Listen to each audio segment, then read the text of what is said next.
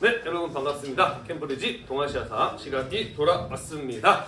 자, 우리 지난 시간에 제주 4.3 사건까지 해서 한반도의 분단 과정을 쭉 이어서 살펴보고 있는 중이었습니다. 자, 이번 시간에 우리는 50 총선거와 대한민국 정부 수립의 과정을 살펴볼 것이고요. 그렇게 해서 한반도의 분단이 확정되는 모습에 대해서 같이 한번 이야기를 해보도록 하겠습니다. 그리고 북한 정권의 수립 과정도 간략하게 함께 이야기를 해보도록 할게요. 자, 우리가 지난 시간에 배웠던 내용 벌써 몇 번이나 복습을 해가지고 이제 귀에 딱지가 앉을 노릇이죠, 그죠? 마지막으로 한 번만 더 복습을 해보도록 하겠습니다. 자, 1945년 8월 15일 일제가 패망하게 되면서 우리는 식민 지배로부터 해방을 맞이하게 되었습니다. 그것은 우리가 지금까지 오랫동안 민족운동, 독립운동을 이어온 결과이기도 하지만 직접적으로는 일본이 연합국, 미국, 영국, 소련과 같은 연합국에게 패배하게 되면서 이루어진 결과이기도 하였다라고 이야기를 했습니다. 따라서 해방을 맞이하는 순간에 우리나라의 모습은 38도선을 기준으로 그 북쪽에는 소련군이, 그 이남에는 미군이 각각 일본군을 무장 해제하면서 나누어 점령, 분할 점령한 모습이었다라고 이야기를 했습니다. 자, 그러면서 이후에 한반도의 운명은 미국과 소련에게 달려 있었다라는 이런 이야기를 하였어요. 그죠? 자, 그리고 미국과 소련은 과거 카이로 회담에서 약속했던 바와 같이 한국을 독립시키려고 하였습니다. 그런데 어떻게 독립국가를 만들 것인가를 놓고 모스크바에서 미국, 영국, 소련의 외무부 장관들, 외상들이 모여서 회의를 하였어요. 그게 바로 무엇이었냐면은 모스크바 3국 외상회의라고 하는 것이었습니다. 자, 여기에서 크게 세 가지 정도가 결정이 되었어요. 그죠? 첫 번째, 한반도에 통일된 민주주의 임시정부를 수립한다. 두 번째, 그것을 하기 위한 미소 공동위원회를 설치한다. 세 번째, 최대 5년이 무엇? 신탁 통치를 실시한다라는 것이었어요. 그죠? 신탁 통치는 스스로의 독립의 능력을 갖출 때까지 다른 나라들이 대신 통치해 주는 것을 의미했는데, 한국 사람들은 이 신탁 통치를 마치 무엇처럼? 식민 지배의 연장인 것처럼 이해를 하였다. 그것은 동아일보의 오보 같은 잘못된 신문 기사로 인해서 사람들에게 잘못 퍼진 인식이기도 하였다라고 이야기를 하였어요. 그죠? 자, 그래서 모스크바 3국 외상회의의 결정 사항이 공식적으로 발표가 되었을 때 좌익 중도적인 성향을 갖는 사람들은 입장이 바뀌었다라고 이야기를 하였어요. 그죠? 원래는 신탁 통치에 대해서 반대하는 입장이었는데 모스크바 3국 외상회의의 결정 사항을 지지하는 쪽으로 돌아서게 되었다라고 이야기를 하였어요. 그죠? 자, 하지만 김구라든지 이승만과 같은 우익 쪽 사람들의 경우에는 여전히 신탁 통치에 대해서 절대적으로 반대하는 입장이었다라고 이야기를 하였어요. 자, 그래서 해방 이후의 국내 정치는 이념적 성향에 따라 좌익과 우익으로 분열되고 대립하는 모습을 보이게 되었다라고 이야기를 했습니다. 그래서 제1차 미소 공동위원회가 열려서 어떠한 정당과 사회단체를 임시정부에 참여시킬 것인가를 논의하게 되었을 때 미국과 소련의 의견이 나뉘게 되었다라고 이야기를 했어요. 왜냐하면 2차 세계대전이 끝나고 냉전의 시대가 열리게 되면서 미국과 소련은 서로 각자 자기에게 우호적인 정부가 한반도에 세워지기를 기대하고 있었기 때문이었다라고 이야기를 하였어요. 그죠? 자, 그래서 소련 쪽에서는 모스크바 3국 외상회의의 결정사항을 지지하는 쪽들만 이 임시정부에 참여시켜야 된다라고 이야기를 했던 것이고요. 미군의 경우에는 그것을 막기 위해서 모든 정당과 사회단체가 참여를 해야 된다라고 반대했던 것이었어요. 그죠? 자, 결국 미국과 소련의 의견이 서로 합의를 이루지 못하면서 제1차 미소공동위원회는 아무런 결론을 내지 못하고 결렬되어버리고 말았다라고 이야기를 했습니다. 자, 한반도의 운명이 미국과 소련의 손에 달려 있었을 때 그들이 합의를 보지 못한다는 것은 무엇을 의미하는 것이었다? 분단을 의미하는 것이었다라고 이야기를 했어요. 자, 그래서 이러다 진짜 분단이 되는 거 아니야? 라는 위기감이 나타나기 시작하였고, 그런 위기감을 더 부추기는 세력들이 국내에도 있었다라고 이야기를 했어요. 그죠? 예를 들자면 북한에서 김일성 같은 사람이 독자적으로 토지개혁을 먼저 진행해버리면서 남한 사회와 경제 구조적인 성격을 다르게 만들기 시작하였다라고 이야기를 하였고요. 남한에서는 이승만 같은 사람이 정부 수립이 어렵다면 남한만의 정부라도 먼저 세워야 된다라고 주장하였던 정읍 발언 같은 것들을 하기도 하였어요. 그죠? 자, 그러면서 이러다 진짜 분단이 되는 거 아닌가 하는 위기감이 더욱 커지게 되었다라고 이야기를 했습니다. 따라서 분단을 막기 위해서는 미국과 소련의 합의를 이뤄내야 되는 것이고, 미국과 합의를 이뤄내기 위해서는 지금 그들이 서로 대립하고 있는 국내 정치 세력이 좌와 우로 나뉘어서 대립하고 있는 상황을 극복해 볼 필요가 있었던 것이에요. 그죠? 그러기 위한 노력이 전개되었으니 되었으니 그게 바로 이른바 좌우 합작 운동이라고 하는 것이었습니다. 그죠? 여운형, 김규식 같은 중도적 정치인들을 중심으로 좌우 합작 위원회가 구성되었고 여기에서 좌익과 우익 모두 한 발씩 양보한다면 모두 만족할 수 있을 만한 방안을 제시하기도 했어요. 그게 바로 무엇이었냐면은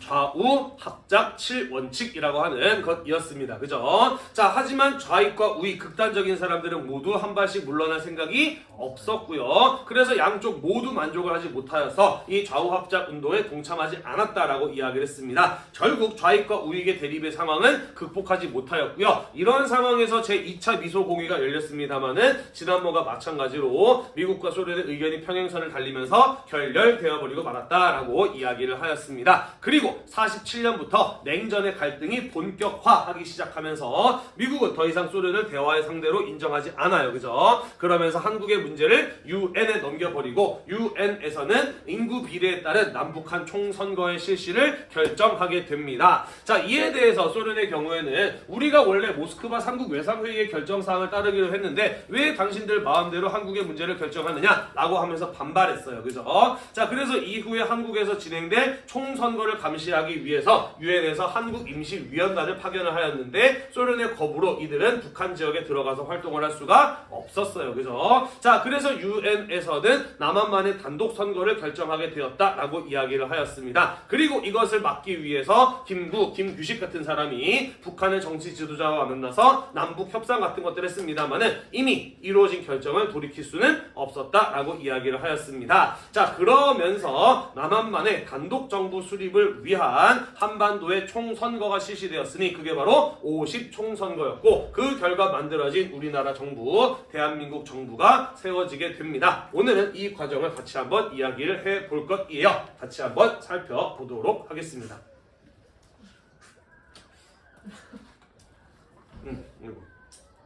같이 한번 살펴보도록 하겠습니다. 네, 살펴보도록 하겠습니다.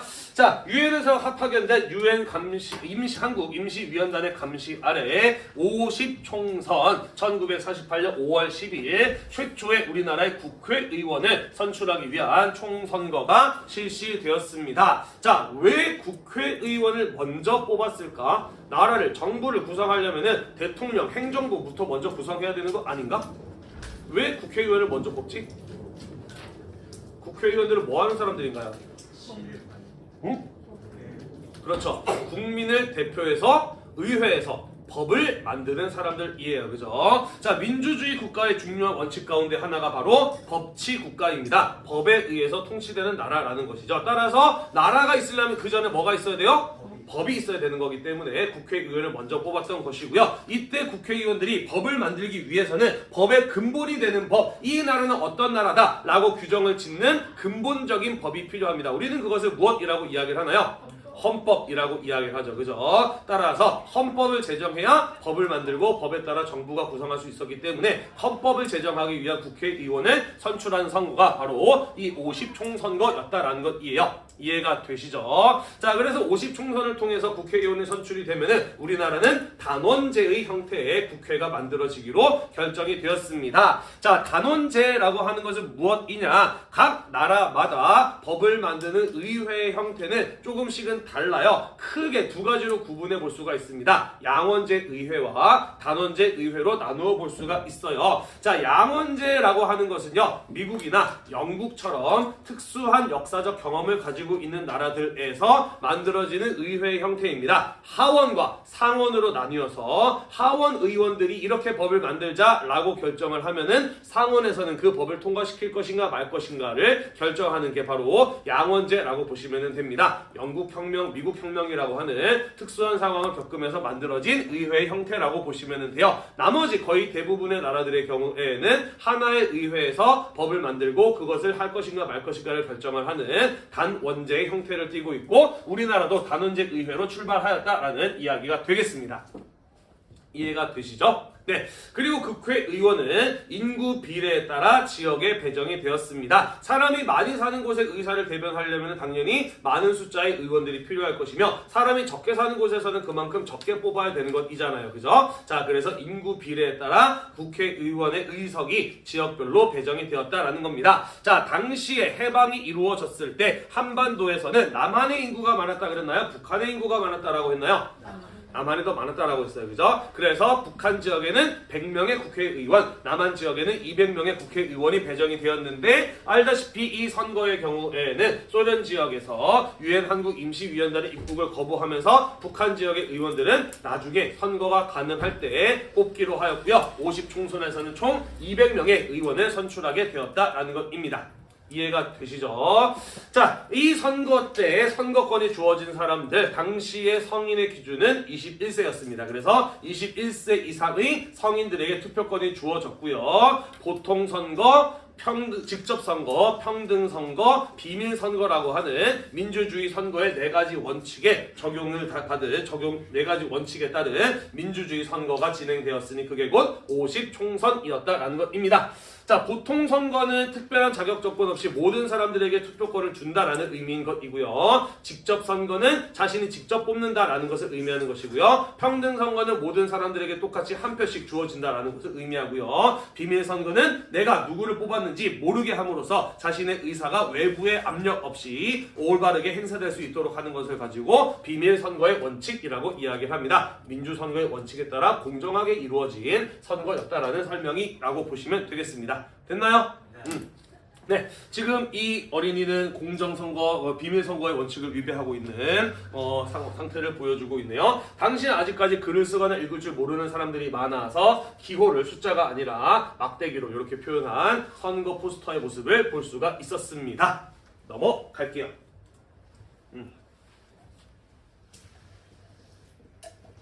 자, 이 선거의 투표율은 95.5%였다라고 합니다. 높은 건가요? 네, 어마어마하게 높은 거죠. 우리 지난번 대통령 선거 때 한 70% 정도가 나왔는데 그것도 되게 많이 나온 거다라고 이야기를 했거든. 보통 이런 어떤 선거 같은 거 하면은 60%만 나와도 대박이라고 이야기를 하는데 95.5%의 투표율이 나왔다라고 하는 것은 그만큼 해방이 이루어졌던 시기에 우리나라 사람들은 정치 참여와 더불어서 자신이 생각하는 바람직한 정부 수립이 필요하다라고 하는 이런 어떤 민주주의에 대한 열망이 그만큼 강했다라고 하는 것을 반영한 투표율 라고 보시면 되겠습니다. 자, 그래서 이 투표를 통해서 198명의 국회의원이 선출되었습니다. 아까 몇 명 뽑기로 했는데? 200명. 왜 2명이 빠졌느냐? 우리 지난 시간에 이야기했던 것처럼 제주도에서는 제주 4.3 사건으로 인해서 48년에 선거가 실시되지 못하고 그 다음에 실시되면서 제주도에 배정된 2명의 국회의원을 선출하게 됩니다. 자, 이렇게 구성된 의회, 우리나라의 첫 번째 국회, 그게 바로 제헌국회예요. 아까 선생님이 이야기했던 것처럼 나라를 만들려면 법이 있어야 되고 법을 만들려면 법의 근본에 헌법이 있어야 되기 때문에 이 국회의 역할은 무엇이었다? 헌법을 제정하는 것이었다. 헌법을 제정하는 국회였기 때문에 우리는 이 국회를 제헌국회라고 이야기를 한다라는 것입니다. 제헌국회가 구성이 되었다라는 것이에요. 자, 그런데 이 제헌국회에는 어떠한 인물들로 주로 구성이 되었느냐? 김구라든지 김규식같이 지금까지 우리의 독립운동을 이끌어왔던 양심적인 민족 지도자들, 나아가서 남과 북의 분단을 막기 위해서 노력해왔던 남북협상파로 분류되는 사람들의 경우에는 남한만의 단독선거, 이거는 남한만의 정부 수립이며 한반도의 남북의 분단을 의미하는 것이다. 나는 한반도의 분단에 동참하고 싶지 않다. 나의 양심상 한반도의 분단을 확정짓는 선거에 나설 수 없다 라고 했어요. 그래서 이런 사람들이라든지 아니면은 일부 좌익적인 성향을 갖는 사람들의 경우에는 이 우리나라의 첫 번째 민주주의 선거였던 50총선에 참여하지 않는 모습을 보였다라는 것이죠. 자, 그러다 보니 반대로 어떤 사람들이 다수가 당선이 되었던 건가요? 그렇죠. 남한만의 단독 선거에 대해서 찬성하고 있었던 이승만과 그를 따르는 사람들, 그리고 좌익이 아닌 우익 중에서도 극단적인 우익의 성향을 보이는 이런 사람들이 다수가 당선되는 결과로 이어지게 되었다라는 것이죠. 자, 아직까지 정당 정치가 충분히 발전하지 못한 상황이었기 때문에 실제로 200명 가운데 대부분은 많은 숫자, 가장 많은 비중은 무소속 의원들이 당선이 되었습니다만은 이들을 제외하고 본다면 이승만 계열의 대한독립촉선국민회가 가장 큰 비중을, 그리고 극우 정당 지주자본가 중심으로 구성되었던 한국민주당이 그 다음을 차지하는 이러한 모습이 우리나라 첫 번째 국회의 모습이었다라는 것이죠.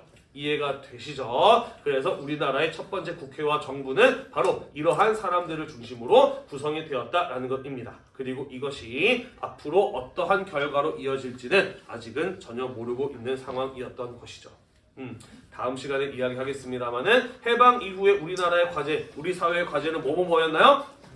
정부 수립과, 그죠? 친일파의 처단, 그리고 토지개혁 문제, 뭐 하나 더 한다면은 분단되고 난 이후니까요. 남과 북의 관계, 뭐 여러 것들을 들어볼 수가 있는데 이러한 정치적 성향의 사람들이 다수가 당선이 되었다는 거, 이 문제들에 대해서 앞으로 어떤 식으로 대응할지 대충 예상이 되죠, 그죠? 다음 시간에 구체적으로 살펴볼 겁니다. 자, 아무튼 그렇기 때문에 우익 정치인의 대표 주자였던 이승만이 국회의장으로 당선이 되는 결과로 이어졌다라는 이야기가 되겠습니다. 됐나요? 네, 넘어가겠습니다.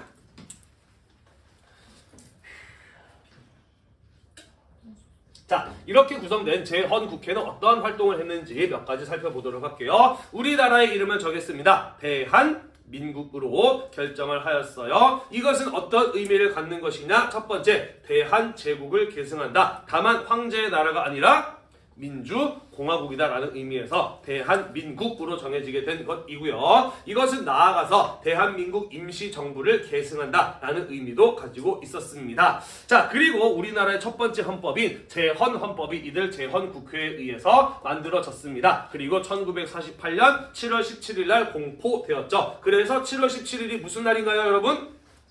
제헌절인 거죠, 그죠? 예전에는 공휴일이었지만 지금은 안 쉬고 있어서 학생들이 잘 모르기도 합니다. 자, 민주정부 구성에 몇 가지 중요한 원칙이 있다라고 했습니다. 그 중에 하나가 삼권 분립이라고 이야기를 했어요, 그죠? 국가, 정부의 권력을 셋으로 나누어서 서로를 견제하게 함으로써 권력의 독점을 막고자 하는 원칙 가운데 하나였다라고 이야기를 했습니다. 그래서 법을 만드는 입법부, 그리고 법에 따라 판단하는 사법부, 법에 따라 국가를 운영하는 행정 부로 구성된 원칙에 따라 대한민국 정부가 만들어지게 되었다라는 것입니다. 자, 그리고요, 이 민주정부의 형태는 뭐 여러 가지가 있습니다만은 대표적으로는 한 두 가지 정도를 꼽아볼 수 있을 것 같아요. 이 삼권 분립이 이루어진 상황에서 행정부의 수장인 대통령에게 막강한 권한이 주어지는 정부의 형태를 가지고 우리는 대통령 중심제라고 이야기를 합니다. 이렇게 안 하는 나라는 어떤 나라가 있느냐? 뭐 미국이나 아니지 일본? 영국? 그죠? 총리, 수상이라고 부르는 나라들 있잖아요. 그죠? 이런 나라들의 경우에는 입법부에서 행정부를 구성합니다. 국회의원들을 뽑으면은 그 국회의원들 안에서 정부를 구성하고 이끌어 나갈 사람들을 구성해 나가게 돼요. 우리는 이런 걸 가지고 의원 내각제 또는 내각 책임제라고 이야기를 하거든요. 네, 어쨌든 우리나라는 대통령 중심제의 형태로 정부가 구성되었다라는 것입니다. 그리고 제헌헌법에서는 대통령을 국회에서 뽑도록 정했다라는 것이에요.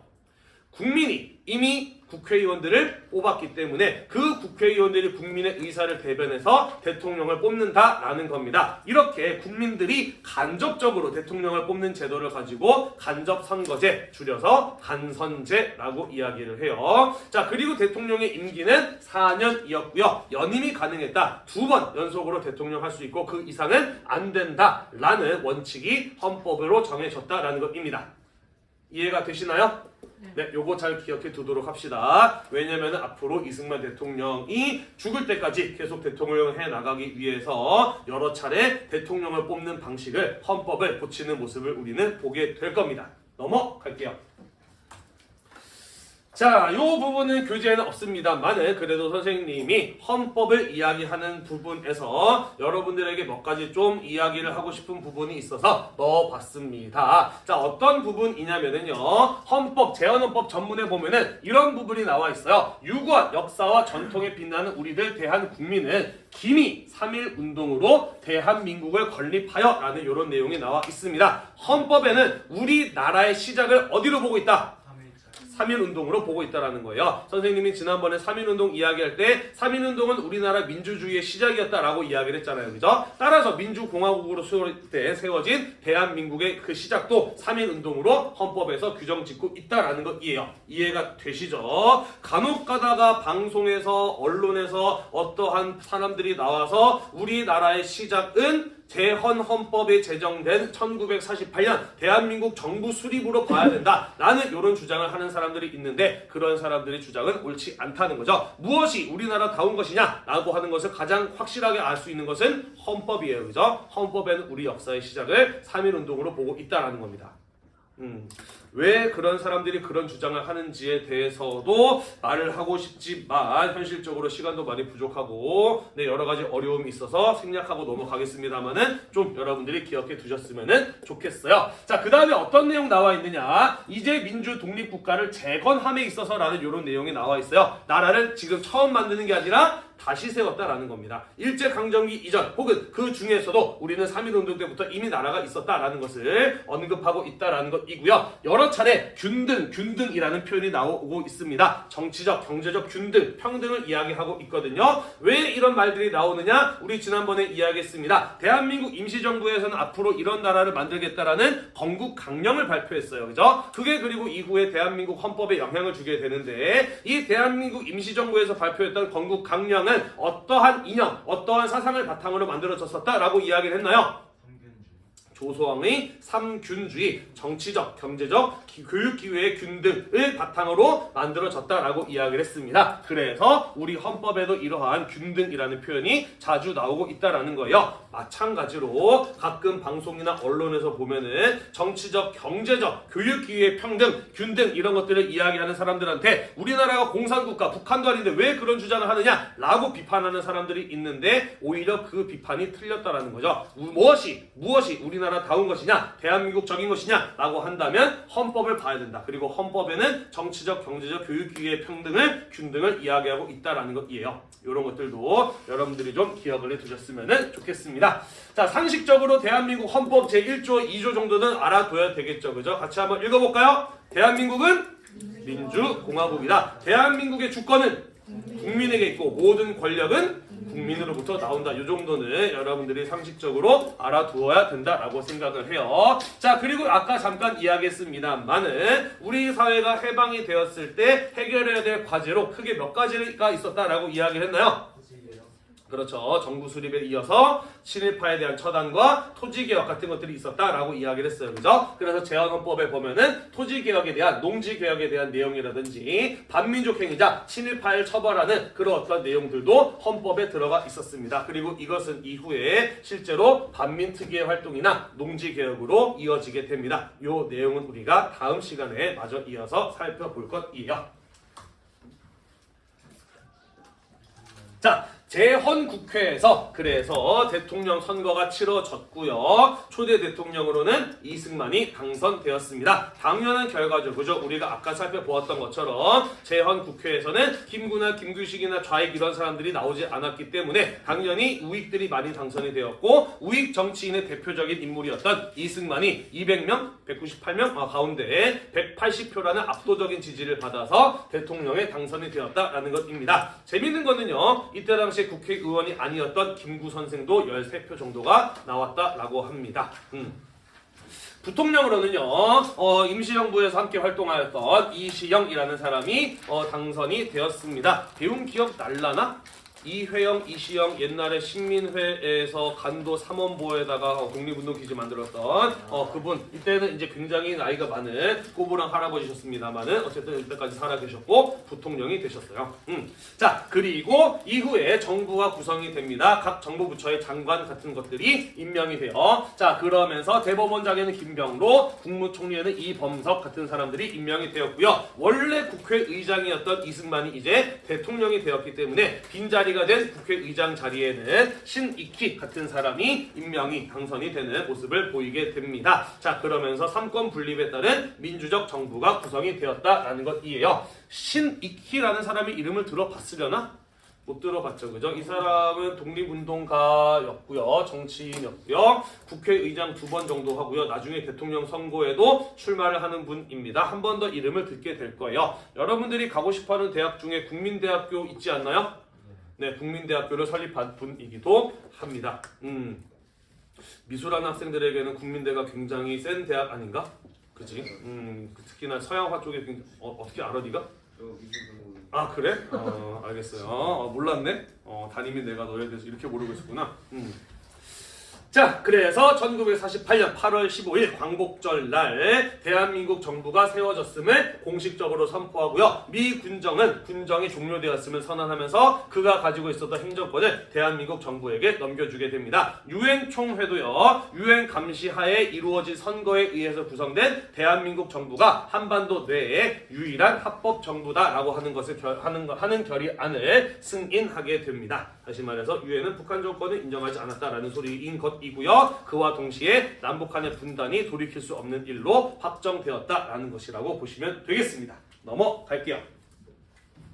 자 이제 막 정부가 세워진 상황입니다. 정부를 세우는 데까지도 이렇게 많은 어려움이 있었어요. 그죠? 하지만 정부 수립 이후에도 여전히 해결해야 될 많은 과제들이 남아있는 상황이었다라고 보시면 되겠습니다. 특히 큰 문제는 역시나 먹고 사는 문제, 경제 문제였다라는 것이죠. 해방 이후에 국내의 물가가 어마어마하게 올라요. 폭등하면서 많은 사람들이 실제로 생활에 많은 어려움을, 생활고를 겪기도 하였습니다. 자, 왜 해방 이후에 갑자기 물가가 폭등하였느냐? 뭐 여러 가지 이유가 있어요. 일본이 전쟁 막바지에 총동원 정책 같은 것들을 하면서 국내 물자가 부족했던 것도 있습니다만은 해방 이후에 공장의 가동률이 뚝 떨어지게 되면서 생산량이 줄어들게 되면서 특히나 공업 생산품 같은 분야에서는 사람들이 필요로 하는 물건들이 크게 부족했던 것, 이런 것들이 물가 폭등의 한 원인이기도 하였어요. 왜 해방 이후에 공장 가동률이 뚝 떨어져서 생산량이 급감하였을까? 왜 할 수 있는 사람이 없었을까? 일제강점기 때 기초 교육을 받아가려고. 그렇죠. 일제강점기의 조선인에 대한 교육은 어디에 초점이 맞춰져 있었나요? 초등교육과 실업교육에 초점이 맞춰져 있었다라고 이야기를 했어요. 그죠? 따라서 공장과 회사를 운영할 줄 아는 고급 지식은 전부 다 일본인들이 가지고 있었고, 일본인들이 해방이 이루어지고 나면서 일본으로 떠나버리게 되는 바람에 공장과 회사가 제대로 운영되기 어려웠던 겁니다. 그죠? 자, 간혹 가다가 식민지 근대화론 일본의 식민 지배가 우리나라의 산업 발전에 도움이 되었다라고 주장하는 사람들이 있습니다만은 사실 이러한 팩트들을 보다 보면은 그런 주장들이 얼마나 빈틈이 많은지 허구적인 성격을 가지고 있는지 잘 알 수 있다라고 선생님은 생각을 합니다. 그리고요, 국내 상인들 중에서도 이 기회를 노려서 돈을 벌려는 나쁜 짓을 하는 사람들도 있었습니다. 이른바 매점 매석이죠. 들어봤나요? 네. 뭐지? 물건을 사들여가지고. 그렇죠. 물가가 빠르게 오르니까 물건을 안 팔고 창고에다가 쌓아 놓는 겁니다. 언제까지? 그죠? 물건값이 2배, 3배 오를 때까지 기다렸다가 그제서야 파는 거예요. 그죠? 그렇게 함으로써 이익을 2배, 3배로 남기는 행위를 매점 매석이라고 합니다. 불법이죠. 하지만 이 시기에 해방 이후에 혼란을 이용을 해서 이런 식으로 돈을 버는 나쁜 사람들도 있었다라는 것입니다. 미 군정이 해방 이후에 실시되었어요. 그죠? 물론 미국에서 여러 전문가를 보내기도 했습니다만은 이 미 군정의 경우에는 사실 해방 이후에 한국에 대한 정책에 미숙한 부분들이 많았어요. 정확한 경제에 대한 파악 없이 무리하게 많은 화폐를 발행했다가 물가가 폭등하는 데 또 한 원인으로 작용하기도 하였다라는 것이죠. 자, 그 외에도 일제 정책에 따른 산업 편중 같은 것들이 국내의 물가를 흔드는 원인이 되기도 하였습니다. 우리 지난번에 일제 강점기 때 이런 이야기 배웠어요. 그죠? 일본이 한반도의 공업화를 추진하면서 지하 자원이 많은 북한 지역에는 중공업이나 광업 위주로 육성을 했고 농사가 많이 이루어지는 남한 지역의 경우에는 농업이나 경공업 위주로 발전시켰다라고 이야기를 했어요. 분단이 이루어지기 전에는 별 문제가 없었습니다만은 분단이 이루어지게 되면서 남한에는 공업 자원이 북한에는 농업과 경공업 자원이 부족해지는 이러한 상황이 벌어지기도 하였다라는 것이죠. 따라서 해방 이후에 정부가 수립이 되었는데 물가를 안정이라든지 경제를 다시 일으켜 세우는 이런 계획을 세우는 등 많은 노력이 필요한 상황이었다라는 것입니다. 네. 정치적으로는요, 비록 한반도가 분단이 이루어졌고 각기 다른 정부가 세워졌습니다만은 정부 수립 이전에 좌익과 우익으로 나뉘어서 대립했던 정치인들이 다 사라진 거 아니에요. 그죠? 여전히 그들은 김구와 같이 많은 사람들의 지지를 받고 대중적인 카리스마를 가지고 있는 정치인들이 존재했고요. 좌익 정치인들도 여전히 마찬가지로 존재하고 있는 상황이었던 것이죠. 그래서 정부 수립 이후에도 좌익과 우익으로 나뉜 대립은 여전했었다라는 것이고요. 여전히 단독 정부 수립에 대해 반대하는 사람들, 아직까지 분단이 완전히 정해진 거 아니야. 이제 아직 앞으로도 우리가 노력 여하에 따라서 통일된 정부를 세울 수 있어 라고 생각하는 사람들도 여럿이 존재하였다라는 것입니다. 자, 하지만 대통령이 된 이승만은 어떤 사람이었어요?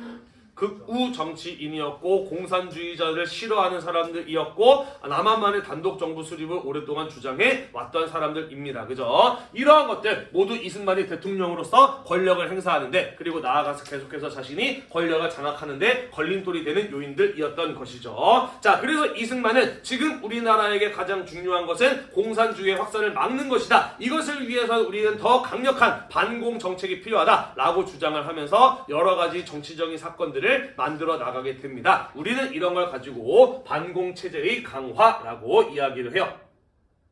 네, 예를 들자면 다음 시간에 이야기하겠습니다만은 1949년에는 국회 내에 프락치, 다시 말해서 러시아어로 스파이를 의미하는 것인데요. 국회의원들 가운데 소련과 공산당의 지령을 받고 움직이는 스파이가 있다 라고 하면서 국민이 뽑은 대표인 국회의원들을 체포하고 재판에 넘겨서 징역형을 때리는 이런 어떤 사건들을 벌이기도 합니다. 또한 일제강점기에 사회주의적 운동을 탄압하기 위해서 만들었던 치안유지법의 내용을 계승해서 국가보안법이라고 하는 것을 제정을 하고요. 그래서 사회주의적 성향을 갖는 사람들, 공산주의자들, 북한과 관련된 사람들을 강력하게 처벌해 나가는 이러한 모습을 보이기도 하였다라는 것입니다. 나아가서 과거 좌익단체에서 활동했거나 그들과 연관이 있었던 좌익 경력자, 이런 사람들의 명단을 작성을 해서 그들을 국민보도연맹이라고 하는 조직에 가입을 시킵니다. 그러면서 과거 좌익 활동을 했던 사람들에 대한 정부적 차원에서의 감시와 통제, 이런 것들이 이루어지기도 하였다라는 것이죠. 참 비극적인 것은요,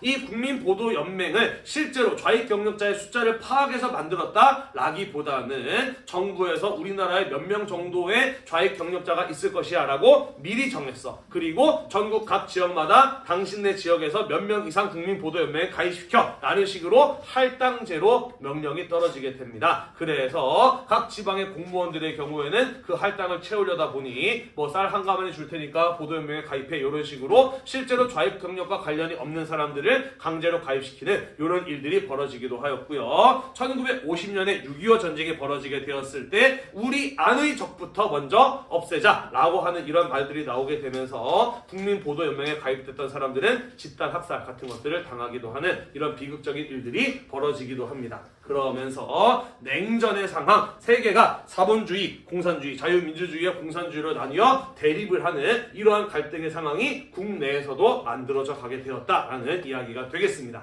됐나요? 자, 우리 이렇게 해서 50총선과 대한민국 정부 수립에 대해서 쭉 한번 이야기를 해보았습니다. 마지막으로 북한 정권이 탄생하는 과정을 간략하게 살펴보도록 할게요. 자, 우리 지난번에 이런 이야기를 했었습니다. 남한에서 미군이 들어오기 전까지 여운형 같은 사람이 건국준비위원회를 만들고 그 아래 인민위원회를 통해서 미군이 들어오기 전까지의 남한 사회의 질서 유지를 위해 노력했다라고 한다면 북한 지역의 경우에는 조만식이라고 하는 사람이 평안남도 건국준비위원회를 만들고 각 지역의 인민위원회를 설치해서 소련군이 들어오기 전까지 북한 지역에 대한 행정 질서를 유지하였다라고 이야기를 했습니다. 조만식 선생의 경우에는요, 과거 물산 장려 운동이라든지 밀립대학 설립 운동 같은 것들에 동참하였었던 비타협적 민족주의자의 대표적인 인물 가운데 하나입니다. 자, 그리고 소련의 경우에는 이가 만든 평안남도 건국준비위원회와 인민위원회가 한국인들의 의사를 대변하는 관체로 인정을 하면서 그들에게 행정권을 넘겨주고 자치를 인정을 하는 이런 모습을 보였다라고 이야기를 했습니다. 하지만 이것은 소련이 착해서라기보다는 한반도 내에 좌익 세력이 많았다라고 보았고, 가만 놔둬도 소련에게 우호적인 정부가 세워질 것이라고 기대할 수 있었기 때문이었다라고 이야기를 했고요. 그럼에도 불구하고 어찌되었든 소련군이 북한 지역을 점령하고 있는 상황이기 때문에 사실상 소련 군정이나 다를 바 없었다라는 이런 이야기도 했었습니다. 따라서 조만식 선생처럼 신탁 통치에 대해서 반대하는 입장을 내비쳤던 사람은 소련에게 미운 털이 박혔던 것이고요. 소련이 앞잡이로 내세웠던 김일성 같은 사람에 의해서 호텔에 감금되었고요. 그 이후에는 어떻게 됐는지 알려져 있지 않습니다. 아마 호텔에 감금된 상태에서 사망한 것으로 추정하고 있어요. 자, 그리고요, 북한 지역에는 1946년 2월 북조선 임시인민위원회라고 하는 것이 조직이 됩니다. 각 북한 지역의 사회단체의 대표들, 정당의 대표들, 그리고 각 시도 단위의 시군 단위의 지역 대표들이 모여서 만든 임시조직, 그게 바로 북조선 임시인민위원회라고 보시면 되겠습니다. 한반도에 통일된 정부가 세워지기 이전까지 북한 지역의 실질적 정부 역할을 한 조직이었다라고 보시면 되겠습니다. 아까 이야기하였듯이 사실상 소련 군정에 다를 바 없었기 때문에 여기에 최고 책임자 위원장으로 임명된 사람은 소련이 자신의 의도대로 움직일 것으로 예상했던 김일성이 되었고요. 그리고 임시인민위원회가 조직이 되면서 소련 군정, 사실상의 소련 군정도 끝이 나게 되었다라고 합니다. 하지만 아까 이야기하였듯이 김일성은 소련의 의도대로 움직이는 사람이었고, 실제로 이 북조선 임시인민위원회의 주요 역할을 맡았던 사람들은 대부분 어떤 사람들이었느냐? 소련에서 태어난 한국인 2세들, 다시 말해서 조선계 소련인 이런 사람들로 채워졌기 때문에 철저하게 소련의 의도대로 움직이는 조직이었다라고 보는 게 맞다라는 것이에요. 이해가 되시죠? 자, 그리고 이 북조선 임시인민위원회의 경우에는 북한만의 독자적인 정부 내지는 한반도의 공산주의적 정부를 세우기 위한 작업을 진작부터 시작을 하였다라는 것이죠. 그 대표적인 것이 무엇이냐? 우리가 여러 차례 이야기했듯이 뭐였어요? 토지개혁, 농지개혁 문제였어요. 그죠? 해방 이후의 중요한 과제 가운데 하나였던 이 토지개혁, 농지개혁을 남한 사회와의 협조 없이 김일성의 주도하에 북한 지역이 독자적으로 실행하였다라고 이야기를 하였어요. 그죠? 5호 정보, 대략 한 15,000평 이상의 땅을 가지고 있는 사람들의 땅을 임시인민위원회가 거두어 드립니다. 아무런 대가 없이 무상 몰수하고요. 그것을 땅이 없는 사람들한테 아무런 대가 없이 무상 분배 나누어 줍니다. 자, 그러면서 북한 지역은 점차 그 경제 구조부터 사회주의적, 공산주의적으로 변하기 시작하였다라는 이야기가 되겠어요. 이해가 되시죠? 자, 그리고 국가의 주요 산업 자원들 같은 것들도 모두 국가 소유의 것으로 만들게 되면서 농업의 면에서나 산업적인 측면에서나 북한은 점차 공산주의적 성향을 띄어가게 되었다라는 것이 되겠습니다. 자, 그리고 우리가 지난번에 제주 4.3 사건 때 잠깐 이야기했습니다만은 이러한 토지개혁이라든지 산업 자원의 국유화 과정이 과연 평화롭게 전개되었을까? 자신의 재산이 빼앗기는 것을 당연히 가만히 있을 사람은 없어요. 그죠? 이 과정에서 저항하였던 사람들의 경우에는 탄압을 받으면서 추방당하거나 목숨을 잃는 경우도 있었다라고 이야기를 했고요. 그래서 이러한 북한 지역의 공산화를 피해서 많은 사람들이 38도선 이남으로 내려와서 지난 시간에 배웠던 서북 청년회 같은 것들을 만들고 활동을 하는 모습을 보이기도 하였다라고 이야기를 하였습니다. 기억이 나시죠? 자, 이렇듯 북한 지역에서는 이미 독자적인 정권 내지는 사회주의적, 공산주의적 정권을 만들기 위한 작업이 차근차근히 진행되고 있었다라는 겁니다. 그러면 왜 이들은 유엔의 남한만의 단독 선거 결정을 비판을 했느냐? 그러면 왜 이들은 남한에서 김규식 같은 사람이 찾아와서 남한만의 단독 선거에 대해서 반대하는 입장을 같이 내자라고 했을 때 남북 협상에 동참했느냐? 우리들 때문에 남북이 분단되었다라고 하는 이런 책임을 지기 싫었던 것이죠. 그래서 표면적으로는 분단에 반대하는 모습을 보였지만은 이미 내부적으로는 그러한 작업이 차근차근히 진행되고 있었다라는 거예요. 토지개혁 이후에 북조선 인민위원회로 개편을 하고요. 사실상의 정부를 이미 만들었고요. 헌법 초안을 작성한다든지 군대를 창설한다는 등 북한만의 단독 정부 수립을 하기 위한 준비를 이미 차근차근히 진행하고 있었다라는 것이에요. 기아나, 네가 뭘 하는지 모르겠지만 뒤에 있는 대용이도 너 때문에 공부에 방해를 받고 있잖니. 넘어가겠습니다.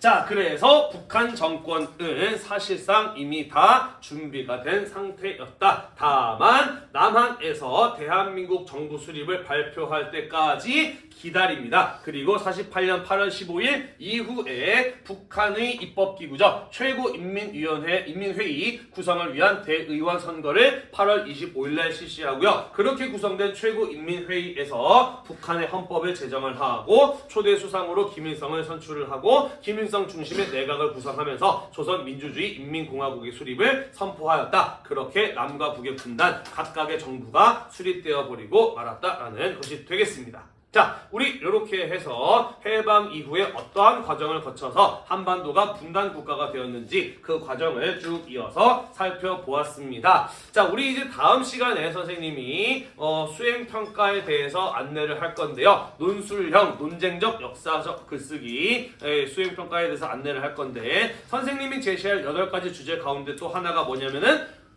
이렇게 남북한으로 분단이 된 데에는 누구의 책임일까?